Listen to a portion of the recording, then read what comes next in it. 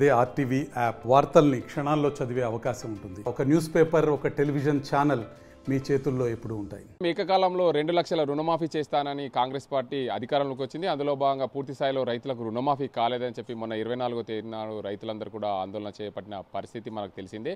అయితే ఐక్య కార్యాచరణ సమితి ఆధ్వర్యంలో మరోమారు సెప్టెంబర్ 15 వరకు వాళ్ళు ప్రభుత్వానికి అల్టిమేటం జారీ చేశారు. అప్పటిలోపు 2 లక్షల రుణమాఫీ కాకుంటే పూర్తి స్థాయిలో రైతాంగం 16వ తేదీ నాడు తదుపరి కార్యాచరణ ప్రకటిస్తామని చెప్పి ఐక్య కార్యాచరణ సమితి చెప్పిన నేపథ్యంలో వారు ఎలాంటి డిమాండ్స్ పెడుతున్నారు ప్రభుత్వానికి అనే అంశానికి సంబంధించి వారిని అడుగుతారు.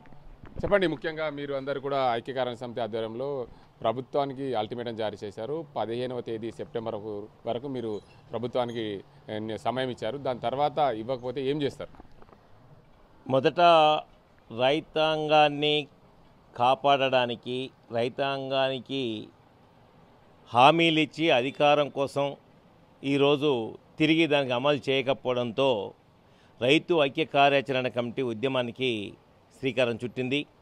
ఈ రైతు ఐక్య కార్యాచరణ కమిటీ గతంలోనూ టీఆర్ఎస్ ప్రభుత్వ హయాంలోనూ వారు చేసిన మోసాలను ఎండగడుతూ ఆనాటి ముఖ్యమంత్రి కూతురు కవితను కూడా ఓడించిన చరిత్ర ఈ రైతు ఐక్య కార్యాచరణ కమిటీకి ఉందని తెలియజేస్తూ, ప్రధానంగా ఏదైతే ఏ రైతు కానీ ఏ గ్రామ కమిటీ కానీ రేవంత్ రెడ్డి పిసిసి అధ్యక్షుడిగా ఉన్నప్పుడు మాకు 2 లక్షల రూపాయల రుణమాఫీ చేయమని కోరలే.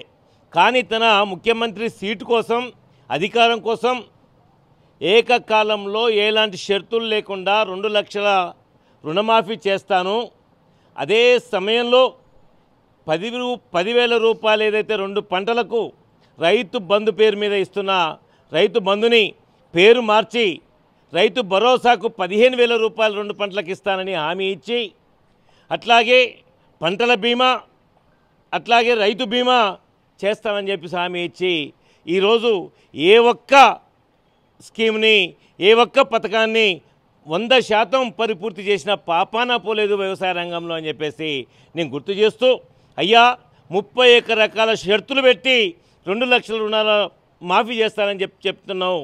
ఇలా 31,000 కోట్ల రూపాయలు ఇలా దీనికి కేటాయించామని చెప్తున్నావు. కానీ బడ్జెట్లో మాత్రం 26,000 కోట్లు మాత్రమే ఇలా కేటాయించి ఇది మోసం చేసినట్లు కాదా అని నేను ప్రశ్నిస్తూ ఉన్నాను. ఈ నేపథ్యంలోనే మేము డిమాండ్ చేస్తూ ఉన్నాం, అయ్యా ఈరోజు అనేక పథకాలకు ఉన్నాయి, ఎలాంటి పథకాలకు కూడా షరతులు లేకుండా ఈరోజు పెద్ద పెద్ద వ్యాపారులకు, పెద్ద పెద్ద భూస్వాములకు, పెద్ద పెద్ద పెట్టుబడిదారులకు ఇలా ఇచ్చే స్కీమ్లకు, లోన్లు మాఫీకి ఏ షరతులు వర్తించట్లేదు. కానీ ఈ దేశానికి అన్నం పెడుతున్న రైతుకు షరతులు పెట్టడం ఏంటి అని చెప్పేసి నేను ప్రశ్నిస్తూ ఉన్నాను. ఈ వెలుగులో, ఈ నేపథ్యంలో ఏదైతే మొన్న 24వ తేదీ ఆరుమూరు కేంద్రంగా 10,000 మంది రైతాంగం నిరసన వ్యక్తం చేశారో, ఆ నిరసన సభలో ఏకగ్రీవంగా రైతులు తీర్మానం చేశారు, ఎవరికైనా ఏ ప్రభుత్వానికైనా సమయం ఇవ్వాలి కాబట్టి సెప్టెంబర్ 15వ తేదీలోపు ఈ డిమాండ్లు సాధించకపోతే, ఈ డిమాండ్లు మీరు అమలు చేయకపోతే మేము ఊరుకునే సమస్యనే లేదు. 16వ తేదీ మా ఐక్య కార్యాచరణ కమిటీ యొక్క కార్యాచరణని మేము తెలియజేస్తాం, ప్రకటిస్తాం అని చెప్పాం. అయితే ఈ వెలుగులో తిరిగి మేము గ్రామాల్లో తిరిగి రైతుల్ని, అట్లాగే రైతు సంఘాలని, వీడీసీలు కూడా అభిప్రాయాలు తీసుకొని కార్యాచరణని రూపొందిస్తాం. మా ధర్నా తర్వాత మంత్రులు తల ఒక మాట మాట్లాడుతూ ఉన్నారు. అయ్యా ఆ రైతు కుటుంబాలట మేమే డిక్లరేషన్ ఇవ్వాలి, సెల్ఫ్ డిక్లరేషన్ ఇవ్వాలట, అందులో తప్పులు జరిగితే శిక్షిస్తారట, లేకపోతే రికవరీ చేస్తారట. అయ్యా నేను చెప్తా ఉన్నాను, బ్యాంకులు ముంచి విదేశాలకు పారిపోయిన 16 లక్షల కోట్ల రూపాయల పెట్టుబడిదారులని కేంద్ర ప్రభుత్వం కానీ, అక్కడున్న రాష్ట్ర ప్రభుత్వాలు కానీ ఏం చేశాయని అడుగుతా ఉన్నాను. ఈ నేపథ్యంలో మా రైతులకు, దేశానికి అన్నం పెడుతున్న రైతులకు మీరు షరతులు విధించడం, బెదిరించడం, మమ్మల్ని దోషులు మేమే నిరూపించుకోమనే పద్ధతిలో యాప్లో మీరు చేయడం అనేది కరెక్ట్ కాదు. 15వ తేదీలోపు మీ నిర్ణయాన్ని తెలియజేయాలని నేను డిమాండ్ చేస్తూ ఉన్నాను. మీరు చెప్పండి, ముఖ్యంగా 15వ తేదీ లోపు ప్రభుత్వం దిగి రాకపోతే మీరు ఏం ఆందోళన చేపడతారు? మీ ప్రధాన డిమాండ్స్ ఏంటి? మేము ఇప్పటికే మా కార్యాచరణ కమిటీ సభ్యులమందరం కూడా మేము కూర్చుంటున్నాం, మాట్లాడుతున్నాం. డైలీ ఏ విధంగానైతే మంత్రులు మాట్లాడుకుంటున్నారో వాళ్ళ మాటలు వింటున్నాం.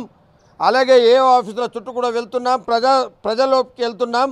ప్రజలు నానా విధంగా మాటలు మాట్లాడుతున్నారు.